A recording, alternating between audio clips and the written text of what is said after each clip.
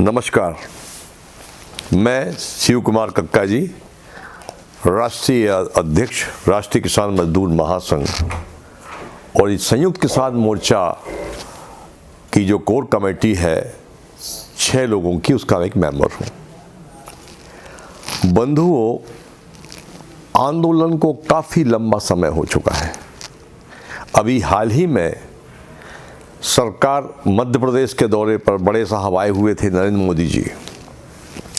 इसके पहले उन्होंने कई प्रकार के प्रयास किए इस आंदोलन को डैमेज करने के लिए, बर्बाद करने के लिए, बदनाम करने के लिए। वो आपके सामने है।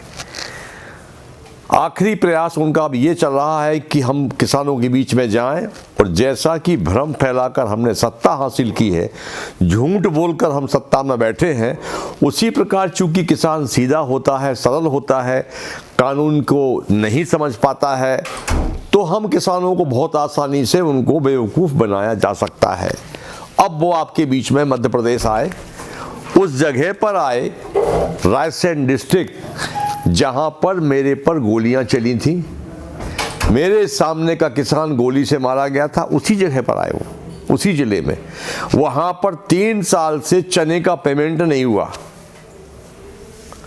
और मध्य प्रदेश की जो मंडियां हैं, ये 5 जून को नोटिफिकेशन हुआ था इस कानून का, 3 ऑर्डिनेंस का।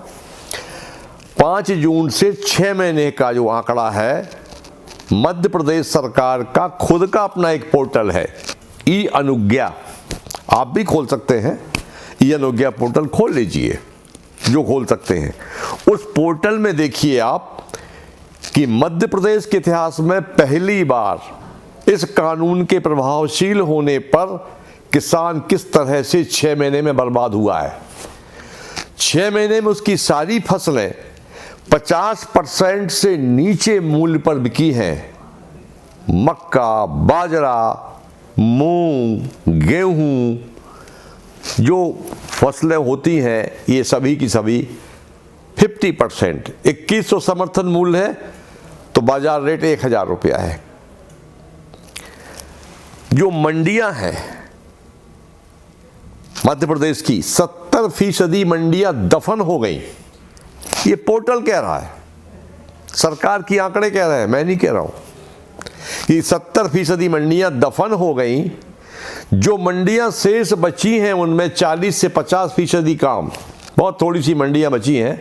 केवल रह गया है, वो भी सांसें उनकी क्यों चल रही हैं, क्योंकि वो फल और सब्जी की मंडियां हैं, जिसके कारण कुछ आवक वहां बना हुआ है। ये मध्य प्रदेश की मंडियों का प्रभावशील होने का, इस कानून के प्रभावशील होने का दुष्प्रभाव है। प्रधानमंत्री जी रायसेन में अपना उन्होंने 55 मिनट का भाषण दिया। मुझे केवल अपने जीवन काल में सबसे बड़ी अगर कोई आश्चर्य लगता था कि कोई व्यक्ति इतनी ताकत से इतना झूठ कैसे बोल सकता है। राज्यसभा के अंदर, पार्लियामेंट के अंदर, हर भाजपाई मिनिस्टर, मुख्यमंत्री, सांसद एक ही झूठ लगातार बोलते हैं, हर विषय पर झूठ बोल रहे हैं। ये अमृत है, अध्यादेश नहीं है। भाई अमृत है तो आप पी लो इसको, हमको जबरिया क्यों पिला रहे हैं आप? ये ऑर्डिनेंस हमारे बहुत फायदे का है, तुम नहीं बताओगे हमको। ये हमको पता है कि फायदे का नहीं है, ये हमारी डेथ वारंट है। इससे देश का किसान नहीं बचेगा, पूरा देश मजदूर हो जाएगा। बार बार कह रहे हैं कि हम C2+50, सबसे पहले कहा था अरुण जेटली जी ने राज्यसभा में कि हमने किसानों को C2+50 से अधिक दे दिया है। यही पीएम कह रहे, यही अधिकांश राज्यों के सीएम कह रहे। इनको शर्म आनी चाहिए। A2+FL है, ये C2+50 नहीं है। अब मैं ये पूछता हूं प्रधानमंत्री जी, आप बताइए, हमने जब सुप्रीम कोर्ट में मुकदमा लगाया कि आपने अपने खूब लंबे भाषणों में कहा था, और जो भाषण का कुछ अंश मैं बता रहा हूं, आपने जो कहा था वो ये, किसान भाइयों, जब पहली बार आप पीएम बनने जा रहे थे तब, किसान भाइयों, खेती के सारे खर्चे बिजली, पानी, डीजल, कीटनाशक, मजदूरी, परिवार के खुद के परिवार का श्रम, जमीन की 1 साल की लीज रेंट और जितनी मशीनरी है उसका डेप्रिसिएशन यानी मशीन की घिसाई, मशीन का मेंटेनेंस, इस तमाम खर्चे खेती के जो होंगे उन पूरे खर्चों को हम जोड़ेंगे। उसके ऊपर 50% आपको हम लाभ देंगे। ये है C2+50। ये आपने मोदी जी कहा था। हम जब कोर्ट गए आपने हमको नहीं दिया तो आपने सुप्रीम कोर्ट में शपथ पत्र दिया। आपको शर्म आनी चाहिए। आपने कहा कि हम C2+50 नहीं दे सकते। ये आप सर्वोच्च न्यायालय में शपथ पत्र दायर करते हैं और भाषण में कहते हैं कि हमने C2+50 दे दिया आपको। तो क्या आपने झूठा शपथ पत्र दिया है सर्वोच्च न्यायालय को? देश का इतना बड़ा पद, गौरवशाली पद है, प्रधानमंत्री पद पर बैठे व्यक्ति अगर इतनी ताकत से इतना बड़ा झूठ बोलेंगे तो देश कैसे चलेगा? आपके इस झूठ से भारत की छवि गिरी है और किसान बहुत पीड़ित, दुखित हुआ है। बंधुओं,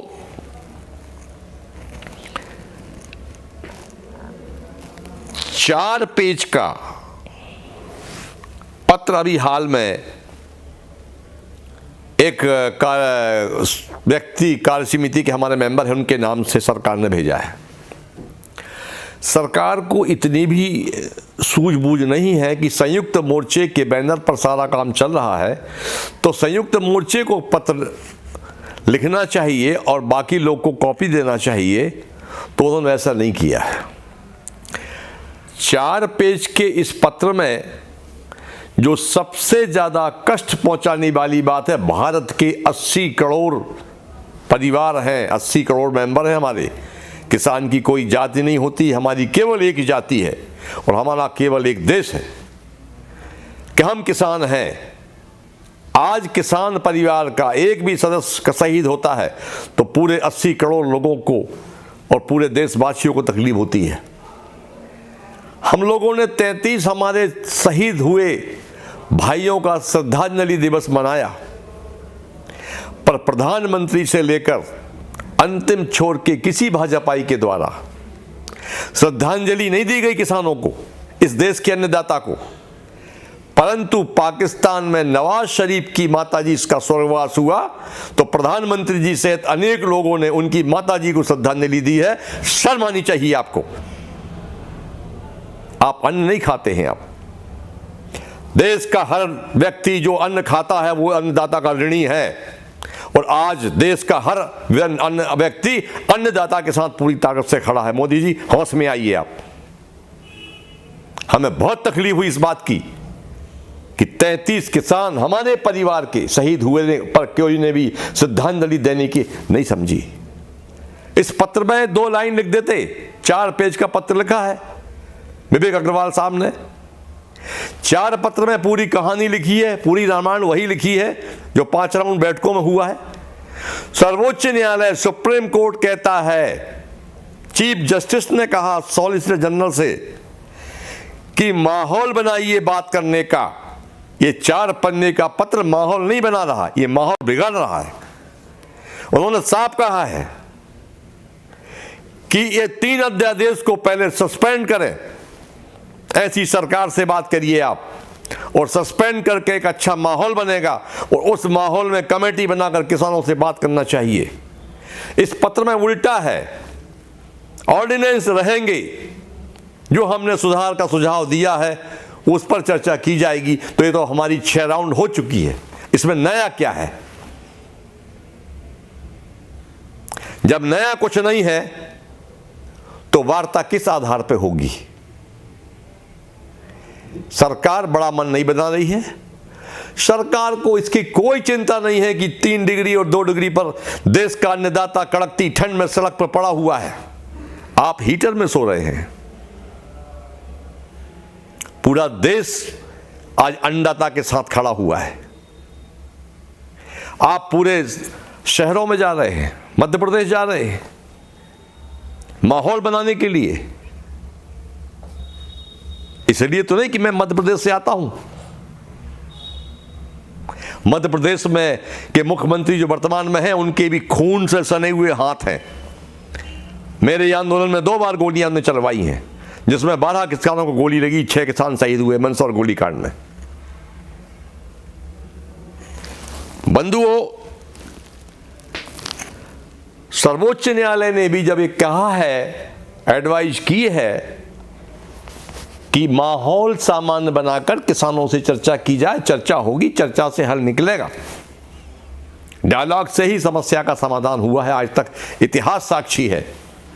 ये पत्र भेजकर आप केवल औपचारिकता पूरी कर रहे हैं, देश को गुमराह कर रहे हैं कि देखो हम तो पत्र लिख रहे हैं पर किसान नहीं मान रहे।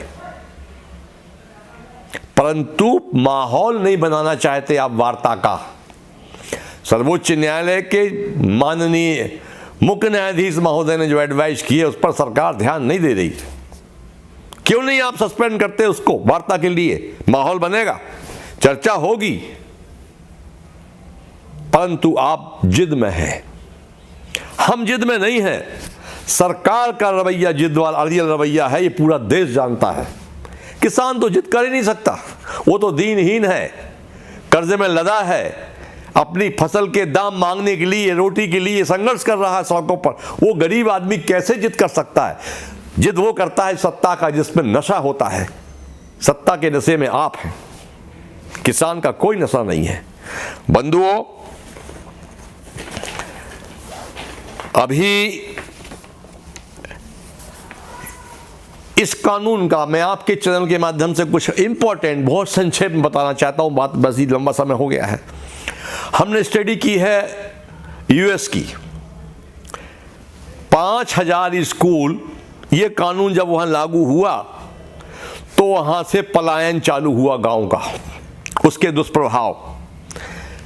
5613 स्कूल यूएस के गांव के बंद हो गए। यूएस के गांव के लोग गांव छोड़कर रोजगार की तलाश में शहर दौड़ने लगे। बहुत से गांव पूरे वीरान हो गए। जो छोटे किसान थे उनकी जमीनें नीलाम होने लगी और नीलाम हो गईं। तो जो छोटे बड़े किसान बचे थे उनको मजबूरी में कॉन्ट्रैक्ट फार्मिंग में आना पड़ा और अपने ही खेत में वो कॉन्ट्रैक्ट फार्मिंग के जरिए एक मजदूर बनकर रह गए। ये चाहते हैं हमारे देश के प्रधानमंत्री जी। जब वो यूएस में इसके दुष्प्रभाव हैं, यूरोप में इस कानून के दुष्प्रभाव हैं, बिहार में 2006 से ये कानून लागू है, वहां दुष्प्रभाव है। किस मुंह से कह रहे हैं कि ये बहुत अच्छा है, आपके लिए तोहफा है? ये तोहफा प्रधानमंत्री जी अपने पास रखिए, आप इस गरीब किसान को छोड़िए। बंधुओं, आज यूएस में केवल 3% लोग बमुश्किल खेती कर पा रहे हैं। वहां का किसान बर्बाद हो गया है। हमारी 4 पेज में इसकी रिपोर्ट हमने तैयार की है, जो शीघ्र ही आउटलुक में देंगे छापने के लिए, कि किस कंट्री में, किस शहर में, किस गांव में क्या क्या नुकसान हुआ है, एक एक चीज बताएंगे आपको। इन्हीं बातों के लिए आपने ध्यान से सुना, बहुत बहुत धन्यवाद। मैं मध्य प्रदेश का मूल निवासी हूं, जिला होशंगाबाद, तहसील बनखेड़ी। नमस्कार।